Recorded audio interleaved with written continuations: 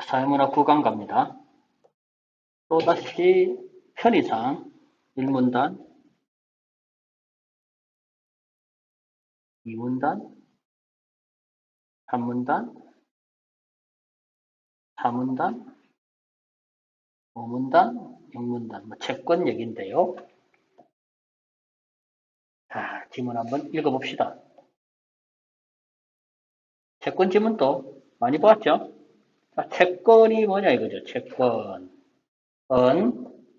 채권의 발행자. 자, 일단 개념 잡아야 됩니다. 뭐하고 뭐가 있다? 발행자가 나오고요. 투자자라는 개념 나옵니다. 발행자는 정부가 있고요. 맞지? 정부가 뭐다? 국채겠지. 그 다음에 이런 것들이 있다는 얘기지. 왜 발행합니까? 자금 조달 목적이죠. 이게 채권 발행의 목적이 되고. 뭘 줍니까? 투자자에게? 요구를 하네요. 그죠? 여기서 우리 상식으로 채권하고 뭐하고 주식하고 맞지? 주식은 뭐가 없습니까? 여기서 이자 대신 뭘 주죠? 이거는 배당금을 주죠.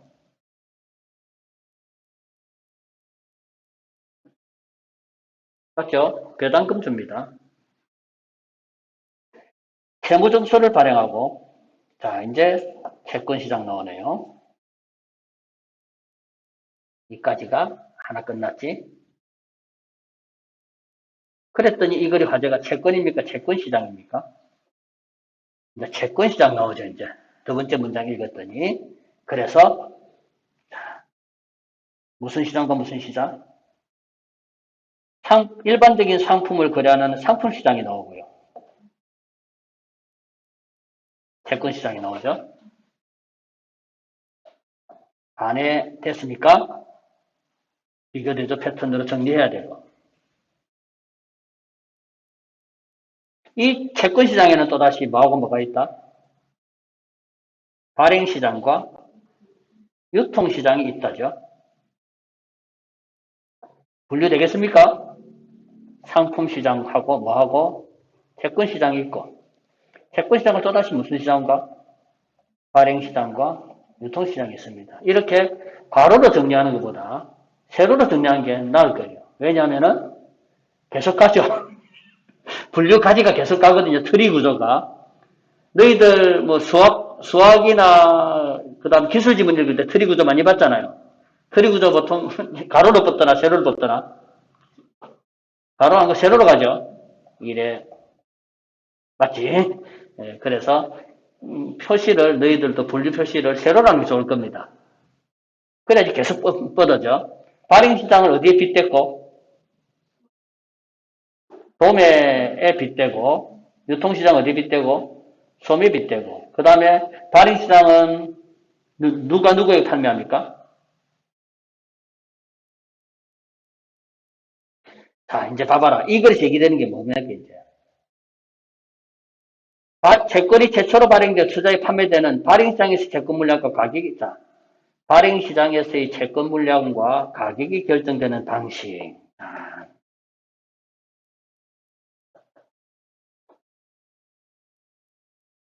이게 중심 화제일 겁니다. 이제 발행시장과 유통시장을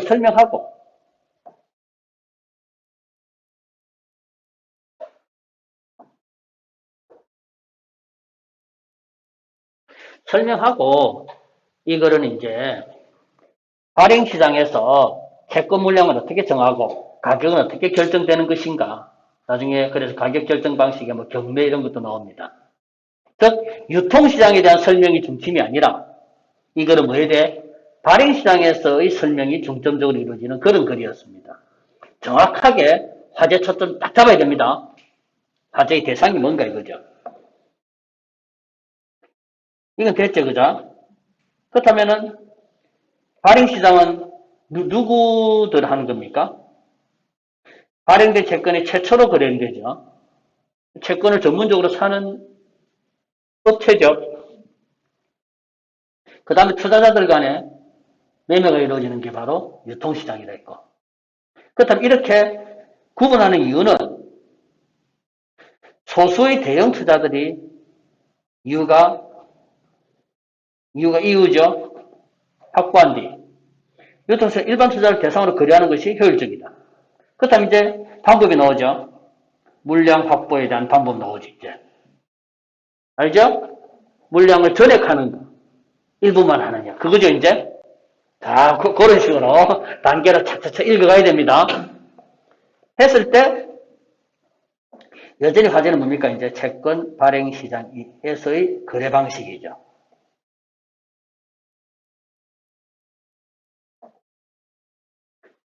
거래 방식 차이인데, 요거는 이제 채권 유통 시장이고,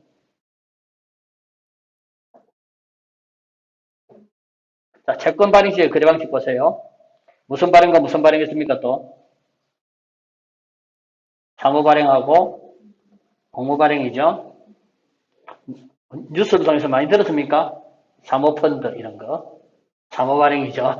사모발행은, 자, 요것도 뭐 정리해야 됩니까, 여러분들? 비교대조 패턴도 정리해야 되죠. 혼자서 충분히 정리 힘이다, 이거는. 발행자가, 자, 그래, 그 사모발행과 공모발행 정리하면은, 뭐에 따라서, 두 가지 기준 아이가. 내 같으면은 문제 어떻게 되는 줄 압니까? 이런 것들은 정확하게 분류 문제 아닙니까? 셈 이런 거 가로 다치거든요. 분류니까 뭐가 중요하노? 그렇죠. 기준이 중요하죠. 요거 기업, 니업, 이래가지고. 이해했습니까, 지금?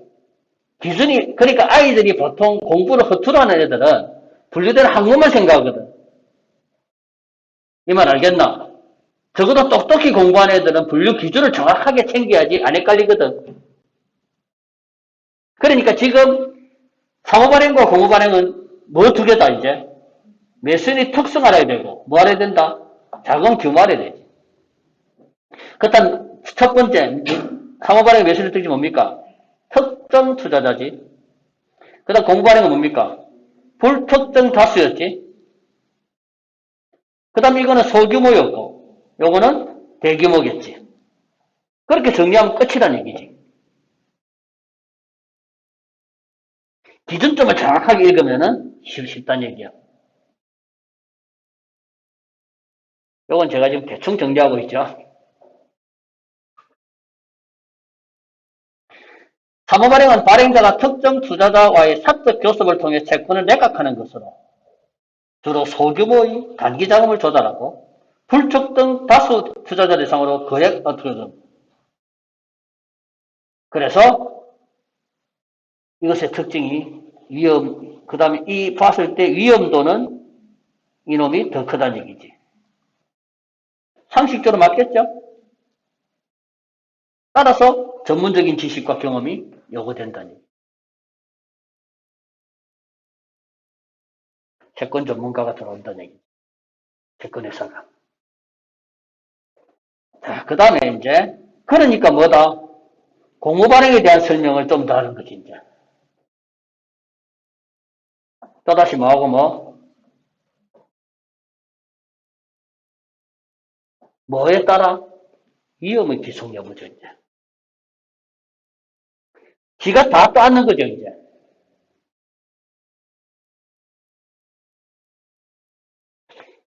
중개회사가 이라는 거고. 쉽죠? 직접은 뭐 다이렉트란 얘기고. 발행자가 다이렉트. 간접은 제3자. 걔가 누구다? 중개사라는 얘기죠. 그 다음에 또 봐봐라. 이 공모 발행에 대해서 직접 발행과 간접 발행 나오고 뭐가 많을 것 같습니까? 상식적으로. 위험을 분산시키는 간접 발행이 더 많겠지. 그러니까 간접 발행에 대한 설명이 또 나오잖아요. 이제. 간접 발행에 대해서 무슨 인수? 총액 인수한다. 그 다음 또 어디 있나? 잔액 인수 어디 있나? 여기 있네요. 그걸 안 읽어도 될 겁니다. 총액 인수하고. 그래, 중개회사가 총액 인수하는 일반 투자를 대상으로 판매하는데, 이제 누가 부담되노, 이거는? 중개에서 얼마나 부담되겠노? 중개사는 이문단이 얘기했던 누구? 전문적인 지식과 경험을 가지고 있는 사람이지. 내가 회사를 설립했어요. 돈이 없죠? 주식 발행하면은 내가 이제 주식회사가 돼가지고 그들이 또한 나와 똑같은 자본가가 되지. 난 그거 싫어. 나는 내 회사 하고 싶어, 그냥. 이 말 알겠나? 그래서 나 채권을 발행했어. 내한테 뭐 해주세요? 돈 좀 빌려주세요. 내가 갚을게요. 원금하고 이자를 꼬박꼬박 줄게요. 이게 되겠나? 내가 그렇게 공모 모집을 합니다. 이게 바로 뭡니까? 다이렉트지. 공모 모집한다 했지. 다이렉트로. 그렇다면은 잘 들어라. 채권 투자자들이 오나? 니 누군데? 니 누구야 이거지. 그렇다면은 전문적으로 채권을 팔아주는 회사를 낍니다 이제. 이거 알겠지? 그렇다면 그 회사가 무슨 신탁 투자회사, 그 회사가 따가지고 이 회사에서 그렇다면 사람들이 그 은행 가서 하지. 그 투자회사가 가지고 할 거 아니까. 강원용 회사하고 지랄이고 모르고. 이 말 알겠지, 그죠?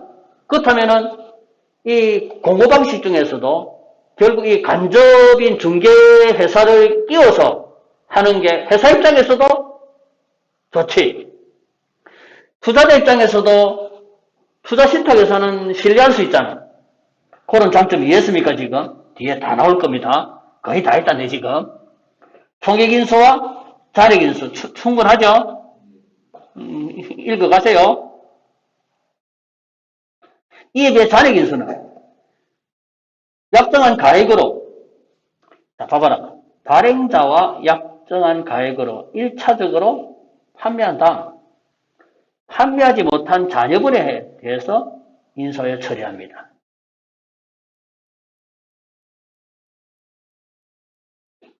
중개사는 뭐가 남겠노, 못하면.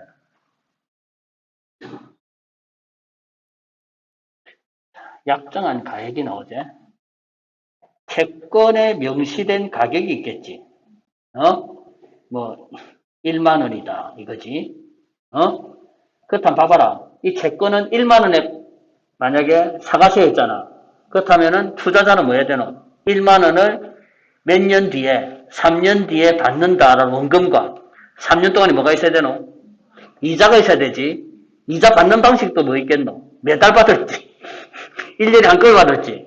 그 다음 이자도 단리가 있고 복리가 있거든. 이자가 계속 누적대가 그걸 겹쳐가지고 그에 대한 이자를 받는 게 복리거든. 아니면 0.5, 0.5, 0.5 이렇게 계속 받는 게 단리야. 1만 원에 대해서. 이자 받는 방식도 다르겠지. 그렇다면은 발행자가 간접 발행을 하고 자력 인수를 시키려면은 간접 발행해서 중개회사가 다 사게 하려면은 결국 약정 가액은 명시된 가액보다 뭐 해야 되겠노? 높아야 되겠노? 낮아야 되겠노? 낮아야지. 야, 니한테는 요거를 8,000원에 팔게. 나중에 3년 뒤에. 그렇다면 2천 남잖아, 이거는. 그래야지 중개사가 되죠. 상식적으로 이제 요걸 이해됐지? 약정한 1차적으로 발행자, 그 회사 명의로 판매한 다음 남는 거를 이제 한다는 얘기죠.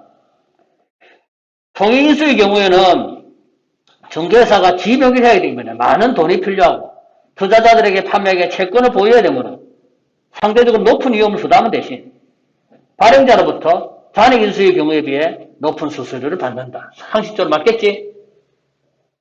간접 발행의 경우 중개사에 대한 수수료를 지급해야 함에도 불구하고 채권 발행자가 직접 하는 것보다 간접 발행을 더 선호한 이유는 위험을 뭐하고? 분산하고. 첫 번째. 두 번째. 중개사가 갖고 있는 조직적 판매량이 있고 그들이 전문적인 지식이 있다는 얘기죠. 그래서 그 결과 채권 판매를 촉진시킬 수 있다. 아까 했던 거죠. 민간이 발행하는 채권에는 채무불이행 신용위험이 존재하는데 채권 발행자에 대한 정보가 부족할 때는 투자자는 결국 뭐 투자신탁회사 이런 걸 신뢰하고 투자를 결정하기 때문에 그렇게 된다라는 얘기죠. 자, 이까지 분류체계 정리가 됩니다. 맞습니까? 자, 뭐하고 뭐 일반 상품 시장과 채권 시장이 있는데 거기는 뭐하고 뭐가 있다? 발행 시장과 유통시장이 있다.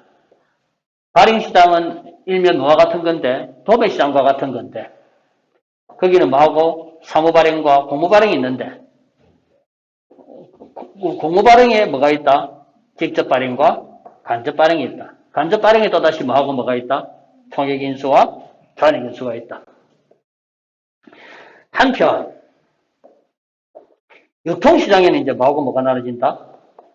장내시장과 장외시장으로 또 분류가 된다는 얘기죠.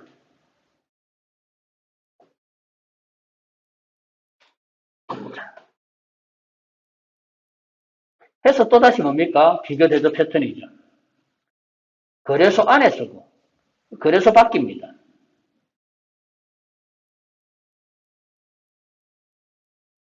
대부분이 뭘 통해서 다 휴대폰 해가지고 그죠? 가격 탐색 후 증권회사 중개를 통한 양자간 매매가 체결당하죠. 어쨌거나 이 인터넷 메신저도 증권회사에서 까는 거지. 증권회사 앱이겠죠. 방식으로 그래. 채권은 또다시 채권과 주식의 차이점 얘기죠. 이제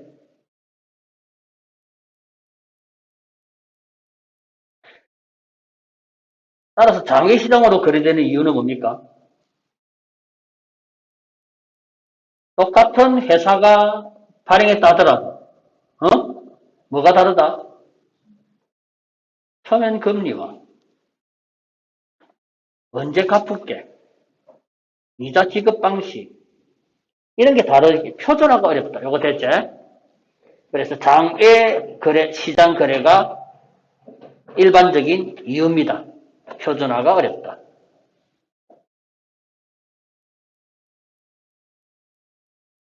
그래서 이렇게 나오죠, 이제. 아까 1문단에서 이거는 어렵고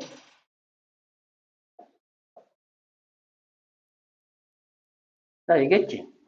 방금. 이제 뭐 했다? 채권 물량이지. 그래서 1문단, 2문단, 3문단, 4문단까지는 뭐에 대한 얘기고, 채권 물량을 어떻게 결정하느냐에 따라서, 뭐하고 뭐, 발행시장과 유통시장 얘기했고, 크게. 그래서, 그 다음에 이제 뭐다, 가격 결정에 대해서 얘기하고 있지. 그래서 내가 두 개 했고, 아까 1문단 쪽에 내가 요거, 형광펜 딱 했던 거지. 요 부분. 맞지? 요거 했던 거지. 그 다음, 자, 어이씨.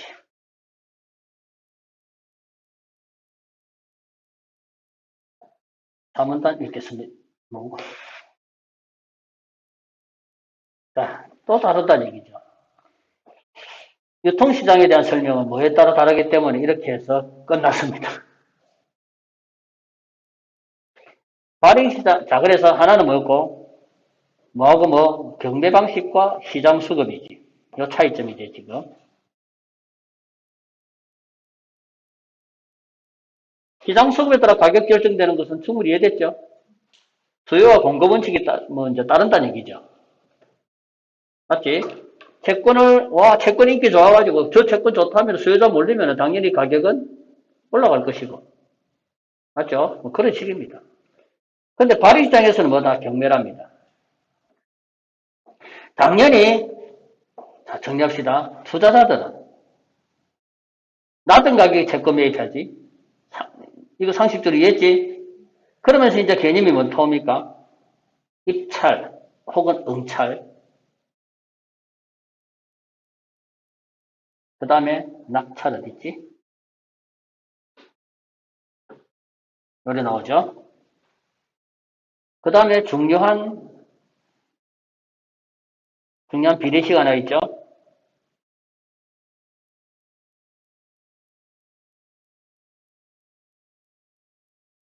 저 많이 했습니다. 그죠? 비례식 나오면 꼭 정리해라 했죠, 나는. 기억나시죠? 무조건 정리해야 됩니다. 자, 일단 갑시다. 요 앞에 나오는 투자자들은 낮은 채권 가격에 수익 극대화하는 거는 이해했죠? 응? 투자자들은 채권 가격이 낮았습니다. 그렇다면 당연히 투자자는 좋아하죠. 발행자는 뭐 할수록 좋겠노? 채권 가격이 뭐 할수록 좋겠노? 높을수록 좋겠지. 채권 가격이 높는 것보다 내 생각에는 어차피 그건 줘야 되는 거지. 명시된 채권 가격은 줘야 될 거 아니가. 맞지? 그리고 채권 가격은 어차피 시장에서 형성되는 거고 명시된 채권 가격은 고정이야. 그래서 발행자 입장에서는 뭐가 중요하겠노? 이자지. 이 말 알겠나? 이자가 뭐 할수록 좋아지는? 낮을수록 좋겠지. 네가 줘야 되니까. 투자자는 당연히 높을수록 좋고. 이 말 알겠지? 자, 그 상식적인 얘기입니다. 자, 응찰 입찰인 입찰 조건에서는 입찰 금리와 입찰 금액을 제시한답니다. 요거 2번 문제를 보면서 생각하면 된다. 입찰 금리와 입찰 금액을 제시하고 이 입찰 금리는 투자자가 자의적, 임의적, 지멋대로, 제멋대로 결정하는 것이 아니라 자, 이번에 또 무슨 말 나옵니까? 금리, 호가. 호가가 뭘까요? 부를 호자에 값자자지. 값을 부른다는 얘기죠. 금리 호가 단위 떠풀이가 나올 겁니다, 뒤에. 호가 단위 떠풀이가. 여기 있네요. 입찰 시에 금리를 제시하는 단위라고 나오죠. 항상 독서 지문에는 있습니다. 여기에 금리 호가 단위네요. 일로 지속해서 금리 호가 단위. 이런 떠풀이가 있습니다. 호가 단위에 따라서 제시된다. 자, 정해지어가 있네, 정해지. 정해집니다. 그죠? 채권 사는 사람이 지멋대로 하는 게 아니라 정해져 있답니다. 입찰 결과 낙찰되었다 하더라도 하고 이 경우 입찰 금리와 입찰 금액은 이제 뭐가 된다? 낙찰 금리와 낙찰 금액이 된답니다. 자, 요거 중요한 거 다시 가보겠습니다. 금리와 채권 가격은 여기에 관계다. 자, 그렇다면은 금리가 낮으면은 채권가는 높다지. 상식적으로 이해했지, 이거? 맞잖아. 금리가 높은데 굳이 채권 가격이 높을 이유가 없잖아. 맞잖아요. 매달 받는 게 많은데 채권가격이 높으면 이건 상식적으로 이해가 안 됩니다. 채권 발행자는 자, 되도록이면은 낮은 금리를 제시한 투자자에게 채권 물량을 우선적으로 배정하면서 발행 물량을 소액한다. 이것도 이해됐지? 입찰에서의 경쟁이 높아질수록 자, 이것도 이해했지? 금리는 당연히 뭐 하겠노? 낮아지겠지. 수요자가 많으니까. 맞지? 그렇다면은 투자자 입장에서는 경쟁이 많으면 좋나, 적으면 좋나? 투자자 입장에서는 적으면 좋지. 근데 경쟁이 적다는 얘기는 그 채권이 쓰레기 같은 거 아니겠나? 어쨌건 아주 좋은 채권이야. 저들끼리 정보를 공유해가지고. 그렇다면 투자자끼리도 뭐 할 수 있겠나? 담합할 수 있겠지? 나중에 문제 있다, 이런 것도. 담합할 수 있겠지? 그러면서 뭐 할 수 있겠노? 입찰 금리를 높이겠지. 그러면 어쩔 수 없이 낙찰 금리가 그게 될 거 아닌가? 정해진 호가가 있겠죠? 자, 그 다음 갑니다. 발행된 채권 물량은, 이제 갑시다. 입찰 금리가 낮은 순서부터 높은 순서로 올라가면서 단계적으로 배정된단다. 채권 발행이 모두 소화되는 경우에는 그 수준에서 입찰 금리다. 소화되지 않은 경우에는 이제 뭐 나옵니까? 최고 낙찰 금리가 나오죠.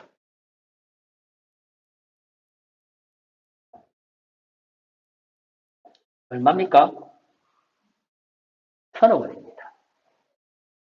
했더니 각국 정부 입장에서는 누가 제일 마음에 들죠? F4가 착실하죠. 입찰금리가 제일 작기 때문이죠. 그렇다면 이렇게 올라가겠지. 100억 원, 1000억 원을 소화시켜야 될 거 아닌가. 따라서 200, 600, 700, 900 해서 요까지겠지. 요거 100억까지만 하겠지. 그렇다면은 낙찰금리는 얼마야?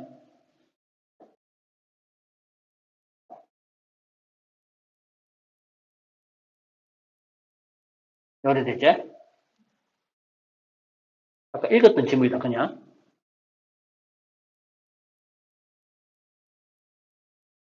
아까 그 말 아니었나?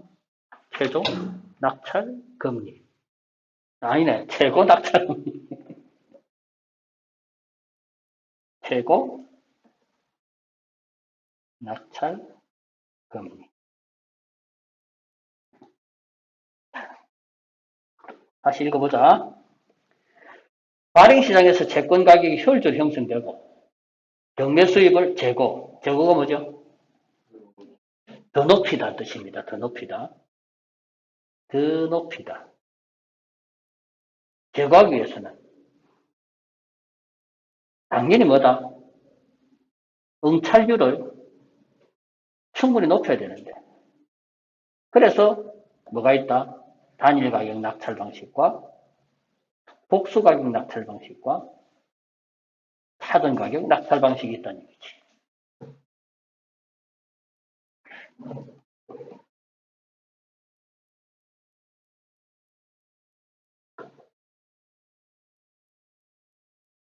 그래서 이제 각각도 비교죠. 최고 낙찰 금리를 이거제. 그게 바로 뭐다? 경매 청산 금리로 정해서 낙찰된 모든 물량에 이 금리를 적용시키는 한편. 아까 그렇다면 단일 가격 낙찰 방식이라면은 아까 A사가 했던 5.05에 모든 금융회사가 다 적용된다는 얘기지. 이해했나? 그렇다면 재수가 누구? F사는 완전히 왕재수죠. 이 말 했나? F사는 왕재수인 거예요. 어쨌거나. 자, 그래서 단일 가격 낙찰 방식에는 최고 낙찰 금리를 경매 청산 금리로 정하여 낙찰된 모든 물량에 이 금리를 적용하는 반면 복수 가격 낙찰 방식의 경우에는 개별 투자자가 제시한 금리가 있는데 그 금리에 인수 금액을 적용한답니다. 그러면서 순차적으로 채권 물량을 소화한답니다. 이거를 A라고 하고 이걸 B라 한다면 이 C는 A하고 B를 합친 거라 하지. 즉 순서가 뭐냐면은 첫째 이제 차등 낙찰 가격 방식이 뭔가를 뭐냐 먼저 단일 가격 낙찰 방식대로 결정한 이후 아까 본다라면은 A사가 얘기했던 5.05지 1하고 난 이후 그 이후의 응찰금리가 뭡니까 아까 5.04부터가 응찰금리를 일정한 간격으로 그룹화람 요 밑에는 그룹화를 하재 일정한 간격으로 맞지? 이 간격이 동일하다는 얘기입니다.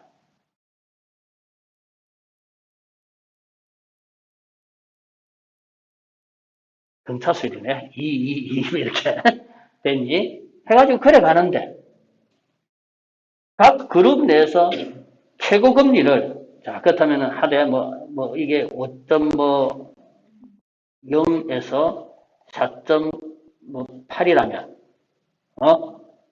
이 5.0이 최고 금리를 그룹 내 모든 인수에 동일하게 적용하되 그러니까 되지. 그룹별로는 서로 다르다는 얘기지. 여기서는 이제 4.5 해서 4.2라면은 이랬지. 4.2가 아니라 4.3 돼야 되겠네. 하면 여기서는 4.5를 적용하고 이렇게 한다는 얘기죠. 예를 들어 이제 나옵니다. 금리 허가 단위가 0.05%포인트이고 최고 낙찰 금리가 5랍니다. 그룹 내 금리 간격이 0.1%라면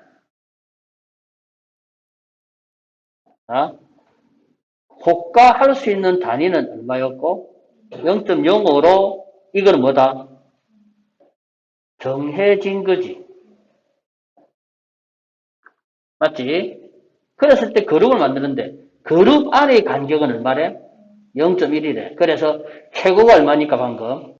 5.0이니까. 5.0에서 그룹 안의 금리가 0.1이니까 요거 0.1이겠지. 그 다음에 요것의 간격은 0.0으로 해라는 얘기지. 맞죠? 그래서 4.90, 5.00에서 4.90이니까 4.90에서 0.05는 4.85라는 얘기지. 이제.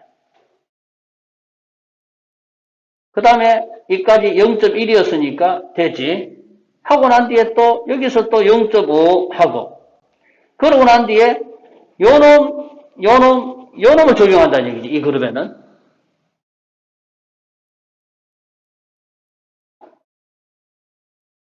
이해하셨죠? 그렇게 적용한다는 얘기겠지. 방금 항상 이렇게 예를 들어 요거는 이해하셔야 된다. 문제 나오잖아 항상. 문제 풀면 되죠 바로. 일치하지 않는 것입니다. 그래서 하기 전에 여러분들 머릿속에서 아까 이제 했던 게 정리돼야 된다. 그래서 굳이 하다 보면은 이제 이거는 처음에 무슨 시장? 발행시장에 대해서 무슨 발행과 무슨 발행? 사모 발행과 공모 발행이 있었지? 그지? 불특정 다수와 대규모 위험이 컸다. 이거였지? 기억나죠? 해서 이 공모 발행에 대해서 또다시 뭐하고? 다이렉트로 하는가? 아니면 중개인을 띄우는가 이거죠? 간접 발행이 있었고.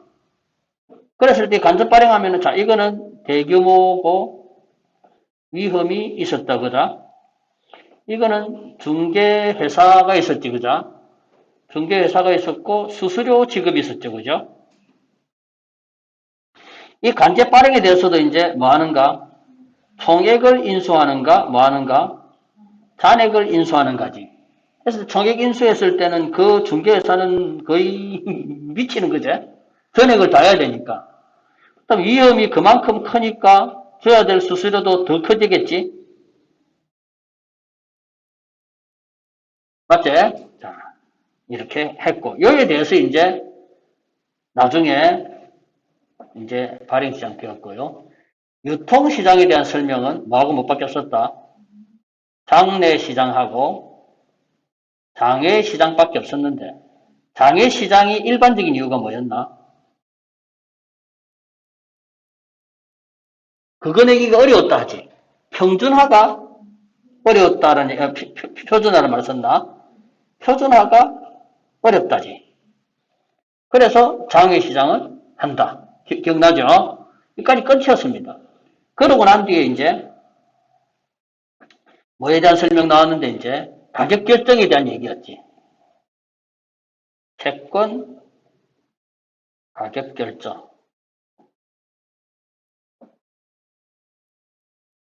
이거는 뭐다? 물량 얘기였고 채권 가격 결정에 대해서도 무슨 시장과 무슨 시장? 유통시장하고 발행시장을 얘기하는데 유통시장은 시장 수급에 따라서 그냥 되었고요. 발행시장에서는 이제 뭐였다? 경매였지. 이 경매가 3개, 단일, 복수, 차등이 있었는데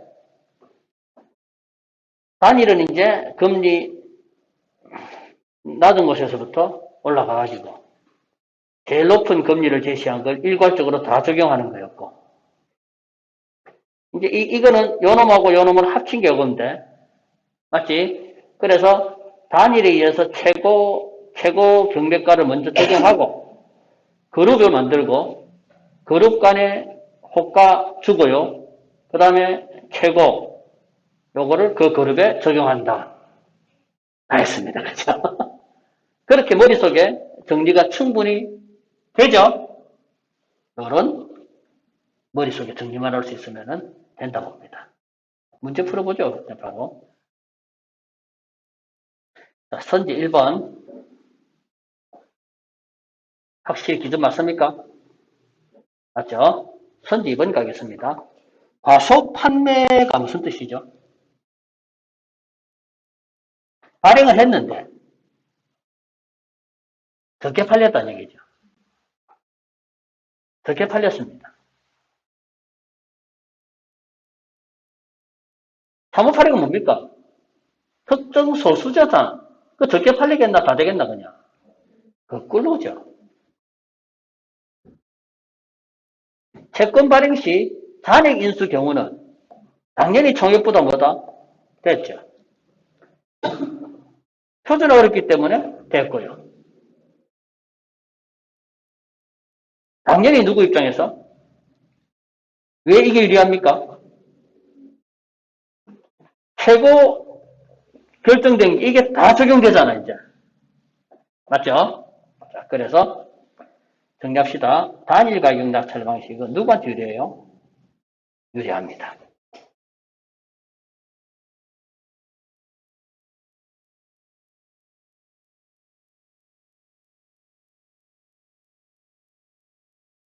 차등 낙찰 방식하고 그룹 내 금리 간격이 얼마래? 0.0이래. 그렇다면 갑시다. 5.05에서 뭐가 되나? 5.03이 되겠지? 그 다음에 5.04에서 5.02가 되겠지? 아이가? 호가가 얼마야? 호가 나오나?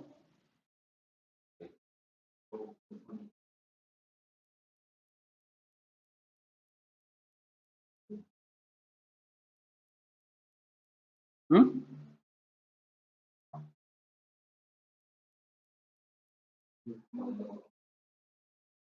자, 일단 호가들이 보자. 입찰금리가 이거 얼마였노? 0.01 차이지? 이거 0.01이고 0.01이고 0.02네 0.01이네 0.01 이하로는 안 떨어지겠네.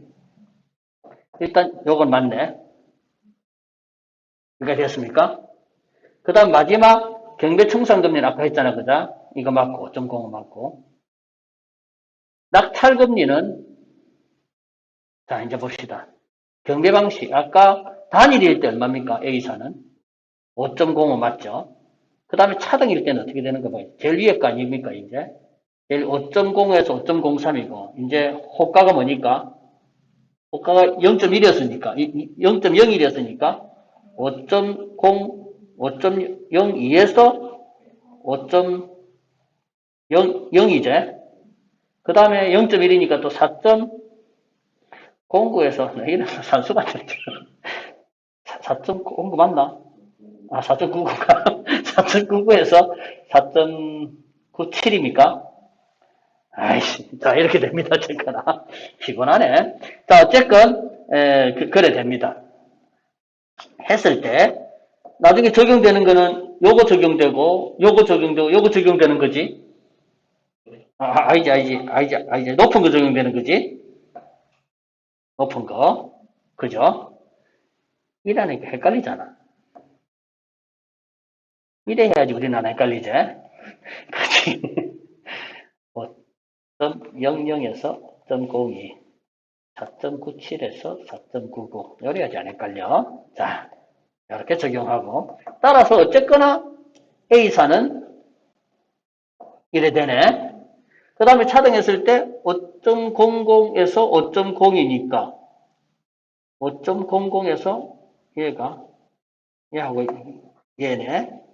이래 되고, 이래 되네. 그러니까 됐습니까? 따라서, 요 그룹에는 A, B, C가 들어올 거고, 요 그룹에는 D하고 E가 들어올 거고, 요 그룹에는 F가 들어오겠네. 따라서 A사는 어쨌거나 5.05 맞죠? 차등 가격 낙찰 방식을 적용할 경우 D사에게 적용되는 아까 두 번째 그룹이네요. 5.0이다. 맞네요. F사가 어딨나? F사가 어쨌거나 얘는 4.99니까 무조건 얘는 얼마입니까? 200이네. 그렇죠? 이렇게 되었고요. 그 다음 문제 가겠습니다. 3번 문제. 적절하지 않은 것 찾습니다. 채권 종목의 표준화가 쉬워질수록 이해했습니까? 표준화가 뭐하기 때문에? 어려웠기 때문에. 무슨 시장? 장외 시장이 됐거든. 그러니까 맞는 말이죠. 2번 차등 낙찰 방식에서 그룹 내 금리 간격이 큽니다. 그렇다면 이제 아까는 금리 간격이 0.2였나? 아까 0.0이었지. 0.02만 해도 A그룹이 방금 3개였잖아. 그룹 간격이 더 커지면 0.05 해버리면 0.02 해버리면 들어오는 회사가 투자자 수가 더 많아지죠. 그죠? 그렇다면 채권 발행자의 수익은 미쳤지. 이래 되는데 요 위에 걸 하잖아. 그것도 뭐하고 똑같네 이거 빌어먹을. 단일 가격 결정 방식과 비슷해지 버리지. 누가 좋노 요거는? 그렇죠. 투자자가 좋은 거죠 요거는. 그죠? 이 말 이해했죠? 금리 간격 크다는 얘기는 거의 이거는 뭐 이제 단일 가격 결정 방식이잖아. 그렇다면 제일 위에 금리로 다 적용하니까.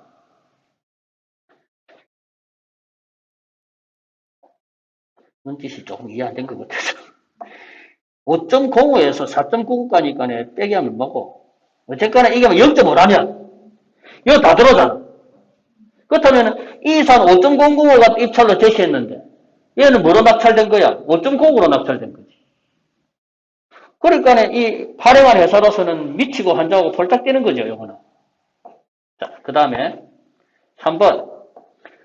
정보가 더 많이 공개될수록 당연히 강원역 회사 믿을만 하네. 중개회사의 선정 시 잔액 인수, 총액 인수입니다. 돈 많아야죠. 차등 가격 낙찰 방식은 낮은 가격으로 채권을 인수하고자 하는 투자자 요구와 이거 뭡니까 이거는? 그렇죠. 단일이제. 이거는 아까 이거 복수 그죠? 복수였지? 맞죠? 4번 갑시다. 이거 쉬워요.